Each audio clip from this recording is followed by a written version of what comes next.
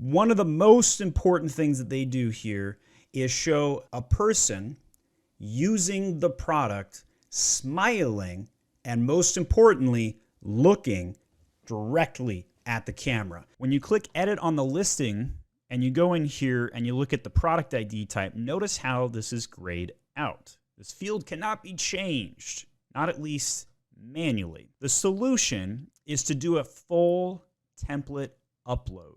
It replaces what was previously a storefront, and it has plug and play tiles. So all of these products and images that we're seeing here, I'm going to show you how to incorporate those and use them. It's very basic. Anybody who's used HubSpot or any template fill program, plug and play, so very easy to use. You can take a look at my website link, and I've got the answers to all the tests right there in text form.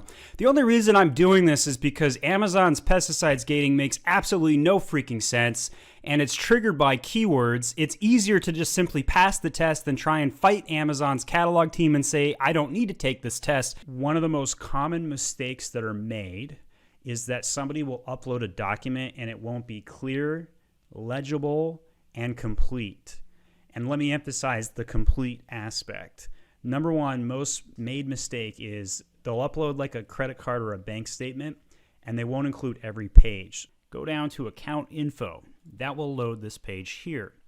You then click on deposit methods, and I have some information off screen here for privacy, but basically you click this button that says replace deposit method. That will bring up which area you need to change. Simply select that area and hit replace. Then there's the live video call, which is probably the most likely beneficial one. And this is going to allow you to say hi and bye to an associate at Amazon, and about a 10-minute call would be my guess.